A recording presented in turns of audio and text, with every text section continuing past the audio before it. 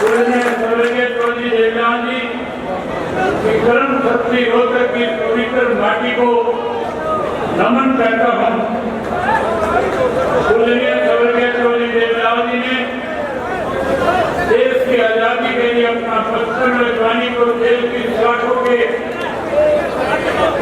में गुजारा।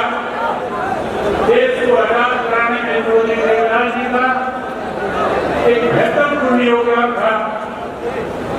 उन्होंने हमेशा किसान, मजदूर, गरीब, दलित, पिछड़े, कमेरे और छोटे परिवार के हितों के लिए संघर्ष किया और बड़े से बड़े पदों को ठोकर मारने में देर नहीं लगाई। देश को आजाद कराने में आदरणीय स्वर्गीय चौधरी देवलाल जी की मुख्य भूमिका रही। हरियाणा के निर्माण में चौधरी देवलाल जी की अहम भूमिका रही। साथियों, इमरजेंसी 1975 में लगी, कांग्रेस ने इमरजेंसी लगाई और इमरजेंसी के बाद अगर हरियाणा प्रदेश में सबसे पहले किसी व्यक्ति की गिरफ्तारी हुई तो उस शख्स का नाम भी आदरणीय स्वर्गीय चौधरी देवलाल था। जब चौधरी देवलाल जी को जेल की सलाखों के पीछे भेज दिया, वहीं स्वर्गीय चौधरी ओम प्रकाश चौटाला जी को भी 19 वर्ष तक जेल की सलाखों के पीछे रहना पड़ा। 19 महीने के बाद जब जेल से बाहर आए तो बाहर आने के बाद जब चुनाव हुआ तो न केवल देश के कांग्रेस पार्टी को जाना पड़ा, बल्कि चौधरी देवलाल के नेतृत्व में हरियाणा में लड़ाई लड़ करके कांग्रेस पार्टी को सत्ता से दूर करने का काम किया। साथियों, मुझे अच्छी तरह से याद है सन 1985 का वक्त था। पंजाब में उग्रवाद चरम सीमा पे था और पंजाब के उस उग्रवाद को कैसे खत्म किया जाए उसके लिए देश के प्रधानमंत्री स्वर्गीय राजीव गांधी ने एक समझौता पंजाब के लोगों के साथ किया, जिसका नाम राजीव लोंगोवाल समझौता रखा गया। हमें उस समझौते से कोई परेशानी नहीं थी, लेकिन उसकी 2 धाराएं थी, धारा 7 और 9। इन धारा 7 और 9 के तहत हरियाणा प्रदेश के साथ भेदभाव किया जा रहा था। हरियाणा प्रदेश में उस वक्त कांग्रेस की तरफ से मुख्यमंत्री के पद पे चौधरी भजनलाल आसिफ थे, बैठे थे। जब समझौता हो रहा था तो दिल्ली में राजीव गांधी के दफ्तर के अंदर राजीव गांधी और लोंगोवाल, संत लोंगोवाल दोनों बैठ करके हरियाणा के भविष्य के हरियाणा के साथ सुधाराघात कर रहे थे। कहीं तो चंडीगढ़ कमीशन की रिपोर्ट के अनुसार हमारा हरियाणा का था, उस चंडीगढ़ को पंजाब को दे दिया गया था। उसी समझौते के तहत हमारा यमुना का पानी कम कर दिया गया था।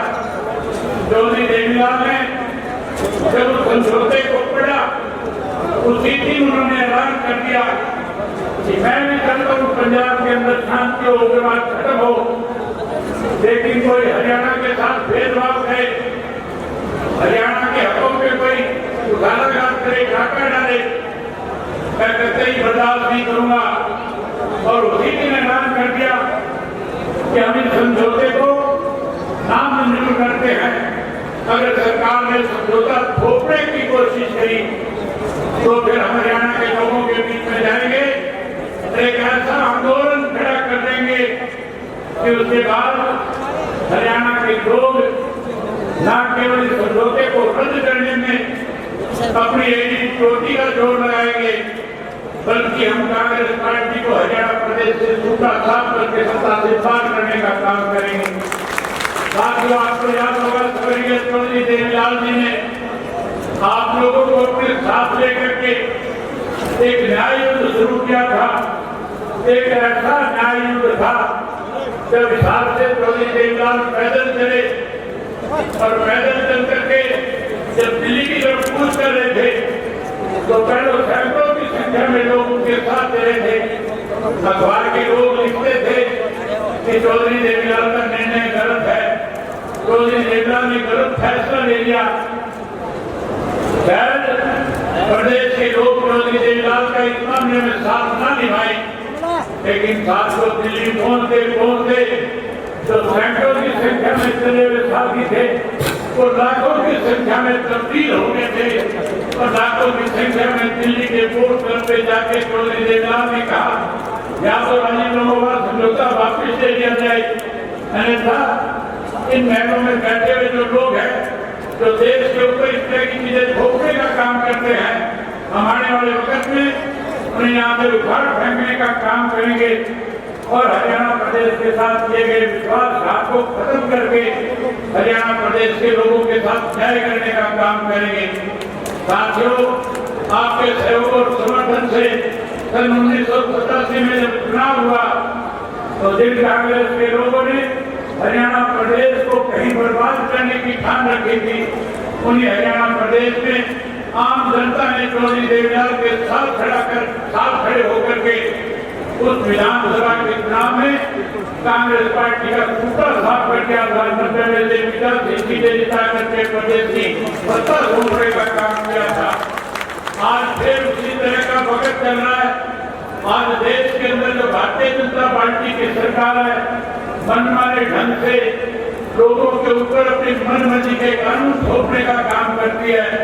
आपने पिछले दिनों अखबार में पढ़ा होगा कैसे राजनीतिक लोगों को दबाया और कुचला जाए, इसके लिए देश के प्रधानमंत्री ने देश के गृह मंत्री से कहा कि एक बिल लेकर के आओ, ऐसा बिल लेकर के आओ कि जब हम चाहे विपक्ष के किसी भी व्यक्ति को जो सरकार के खिलाफ कोई अपनी आवाज बुलंद करता है, जो कोई सरकार को चैलेंज करने का काम करता है, कैसे उसको राजनीतिक रूप से खत्म किया जाए, इसके लिए साथियों लोकसभा में एक बिल लाया गया था। आपने पढ़ा होगा उस बिल में लिखा था कि जिस किसी राजनेता को 1 महीने कैद हो जाएगी, जो कोई 1 महीने तक किसी जुर्म के तहत कैद में चला जाएगा, ना वो मुख्यमंत्री रहेगा, ना वो मेंबर पार्लियामेंट रहेगा, ना वो विधायक और मुख्यमंत्री रह पाएगा। साथियों, इस तरह के बिल थोप करके कहीं देश के प्रजातंत्र को खत्म करने की साजिश भारतीय जनता पार्टी रचने का काम कर रही है। उन्हीं के पश्चिमों पे हरियाणा प्रदेश की सरकार चल रही है। आज हरियाणा प्रदेश के अंदर मैं पिछले 2 साल से लगातार लोगों के बीच में जा रहा हूँ। मैंने साथियों जो पैदल यात्रा करी थी, 4200 किलोमीटर का पैदल सफर जब तय किया था, 2000 से ज्यादा गांव शहर और कस्बों में गया था। लोग मुझे बता रहे थे कि किस तरह से भाजपा और जेजेपी की सरकार ने हरियाणा प्रदेश के लोगों के साथ मन चाहे तरीके से लूटने का काम किया है। उन 5 वर्षों में उन दोनों पार्टियों के लोगों ने मिलकर के हरियाणा प्रदेश के अंदर अनेक बड़े घोटाले किए थे, कब्जे किए थे। अगर मैं सबका जिक्र करूंगा बहुत लंबा समय लग जाएगा। आप बहुत देर से बैठे हैं, आपने भी घरों को जाना है। मैं साथियों आपका ज्यादा समय नहीं लेकर के 2-4 बातें आपके बीच में ऐसी करनी चाहूंगा कि किस तरह से हरियाणा प्रदेश के अंदर भारतीय जनता पार्टी को 2019 में सत्ता में वोट लेकर के कैसे दोबारा सत्ता में आई थी। लोगों का तो फैसला था, लोगों ने तो मन बना रखा था कि भारतीय जनता पार्टी को सत्ता से पार करेंगे। 90 में से 40 सीट पे रोक दिया था, 50 विपक्ष से जीत करके आए थे, जबकि सरकार विपक्ष की बननी चाहिए थी। लेकिन साथियों 10 ऐसे लोग जीत करके आए जो कहीं चौधरी देवीलाल के नाम की माला जमा करते थे, जो कहीं कहते थे कि हम चौधरी देवीलाल की नीतियों को लागू करेंगे, जो कहते थे 75 पार का नारा देने वाली बीजेपी को हम जमुना पार कर देंगे। लेकिन साथियों ऐसे स्वार्थी लोग थे जिन्होंने ना केवल अपने स्वार्थ को पूरा करने के लिए आप लोगों के साथ विश्वासघात करने का काम किया, बल्कि 5 वर्ष भारतीय जनता पार्टी के साथ मिलकर के प्रदेश को लूटते रहे। प्रदेश के अंदर अनेक घोटाले किए, शराब घोटाला किया, धान घोटाला किया, वही साथियों रजिस्ट्री का घोटाला किया और रजिस्ट्री के साथ साथ अनेक ऐसे घोटाले थे। अगर सबका जिक्र करूंगा बहुत टाइम लगेगा। आपने सत्ता से पार कर दिया, 40 पे रोक दिया, 10 ने भाजपा की सरकार बना ली। उसके बाद लोगों ने मुझे बताया कि अब की बार जब चुनाव आएगा जो 10 लोगों ने बीजेपी की सरकार बनाई है, इनका सूत्रा साफ करेंगे, इन्हें सबक सिखाएंगे। आज मैं हरियाणा प्रदेश के कोने कोने से होकर के आपके बीच में आया हूँ। पिछले 2 वर्ष से लोगों से मिल रहा हूँ। हर व्यक्ति एक ही बात कहता है कि हमने भाजपा के साथ मिली हुई जो लोग थे, जनता वालों को सबक सिखा दिया, उनको हमने सत्ता से बाहर कर दिया। तो सत्ता में खड़े रहना चाहते थे, उन्हें माइनस में जाकर के खड़ा कर दिया। मैं जब पूछता था कि भाजपा जनता का कोई नाम लेवा बचा है क्या, लोग कहते थे कोई नहीं बचा। मैं आज लाखों लोग आए हैं, आपसे पूछता हूँ, आप हरियाणा प्रदेश के कोने कोने से चल करके आए हो, आज कोई जेजेपी का नाम लेने वाला इस प्रदेश में बचा है क्या? मैं आपसे पूछना चाहता हूँ, प्रेस के लोग सबको दिखाएंगे, आप जोर से बोल करके बताओ कि जनता का पूर्ण रूप से सफाया हो गया कि नहीं हो गया? पूर्ण रूप से सफाया हो गया। जहाँ जनता का सफाया आप लोगों ने कर दिया, वही साथियों अब ये जो तीसरी बार की सरकार होनी है, इसके लिए कोई और जिम्मेवार नहीं है। इस तीसरी बार को बनाने में मुझे पूरे प्रदेश के लोगों ने बताया कि बाप बेटा दोनों ने जहाँ हमने भाजपा की तीसरी बार सरकार बनाई है, वही हरियाणा प्रदेश का नाश कर दिया। मैं आपसे पूछना चाहता हूँ कि तीसरी बार की सरकार के लिए कौन जिम्मेवार है, कौन दोषी है, कौन षड्यंत्र सरकारी है? तो जिस तरह से आपने जनता का सूत्रा साफ किया है, मैं उम्मीद करूंगा कि आने वाले समय में आप जैसे जनता का सूत्रा साफ करके आए हो, उसी तरीके से इस कांग्रेस पार्टी का भी सूत्रा साफ करके इंडियन नेशनल कांग्रेस पार्टी को लेकर के आओगे। साथियों, कांग्रेस के हमारे बारे में कहते थे उजाड़ इसका बेटा दोनों लगातार पिछले 2 वर्ष से प्रदेश में जहाँ कहीं भी गए, भाजपा के खिलाफ कुछ कहने की बजाय केवल एक ही बात करते थे, इंडियन नेशनल लोकदल पार्टी तो वोट काटू पार्टी है। साथियों, ये कहते थे कि हम बी टीम है। मैं आज आपसे पूछना चाहता हूँ, हरियाणा प्रदेश में कौन सी पार्टी ऐसी है जो भाजपा के बी टीम के रूप में काम कर रही है? कांग्रेस पार्टी बी टीम के रूप में काम कर रही है। जानिए, हमें वोट काटू कहते थे। मैं आज कांग्रेसियों को पूरे तौर से कहता हूँ, हम वोट काटने वाले नहीं, हम तो राज काटने वाले हैं। 2029 में चुनाव होगा तो जहाँ भाजपा को सत्ता से बात करेंगे, वही कांग्रेस पार्टी की विराट काटने का काम करेंगे। साथियों, मैंने चेतना यात्रा में चौधरी देवीलाल जी के साथ बहुत काम किया था। मैंने चौधरी देवीलाल जी से बहुत कुछ सीखा था। चौधरी देवीलाल किस तरह से गांव-गांव में जाते थे, लोगों के बीच में बैठ करके उनसे पूछते थे कि कांग्रेस का राज अच्छा था, उस वक्त में जनता दल का राज था, उसके बारे में लोग कहते थे कि चौधरी देवीलाल ने जो राज बनाया था, चौधरी देवीलाल जिसमें उप प्रधानमंत्री थे, हमें उस वक्त बहुत सारी सुविधाएं मिली थी।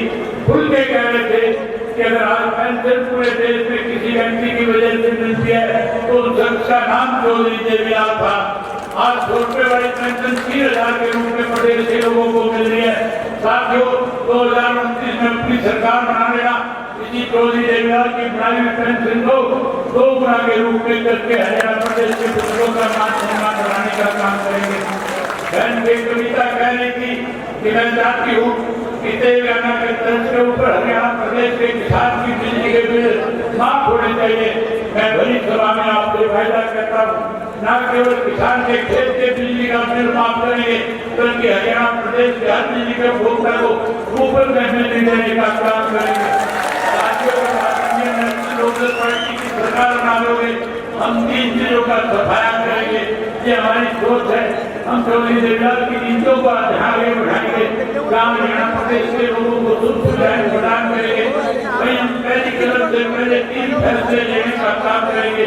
हम सबसे पहले हरियाणा प्रदेश की बेरोजगारी को खत्म करके अपने युवाओं को रोजगार देने का काम करेंगे। गाँव के युवाओं को रोजगार देंगे। वही उसके साथ साथ साथियों, भ्रष्टाचार चरम सीमा पे है, इसे जड़ मूल से खत्म करने का काम करेंगे। अभी मेरे से पहले इस बात का जिक्र हो रहा था कि जब हरियाणा प्रदेश में फिरोजियां मांगी जाती है, आज हरियाणा प्रदेश में कत्लेआम किया जाता है, आज हरियाणा प्रदेश में लोगों को मार दिया जाता है, आज अपहरण किए जाते हैं, बलात्कार किए जाते हैं। मैं आपसे वायदा करता हूँ कि इंडियन नेशनल लोकदल पार्टी की सरकार प्रदेश में बड़ी मैं निर्माण को हरियाणा प्रदेश से के उद्धार करने का काम करूंगा। बल्कि जिन लोगों ने इनको बनाई थी, जिन लोगों ने खड़ा किया था, उन लोगों को भी जेल की सलाखों के पीछे भेजने का काम करेंगे। साथियों, आप बहुत देर से बैठे हो, मैं आपसे और ज्यादा प्रगति लेना चाहता, केवल एक बात कहकर के आपसे याद करूंगा। मैं उम्मीद करूंगा कि हमारे इंडियन नेशनल लोकदल पार्टी में आज जितने भी साथी शामिल हुए, मैं उन सबका स्वागत करता हूँ, सबका अभिनंदन करता हूँ, उन्हें विश्वास और विरासत दिलाता हूँ कि हम अपने कार्यकर्ताओं से इनका इक्कीस का सम्मान करने का काम करेंगे। वहीं आप इतनी बड़ी संख्या में आए, आपने मेरी बात को सुना, आपने मुझे अपना आशीर्वाद दिया। आज आशीर्वाद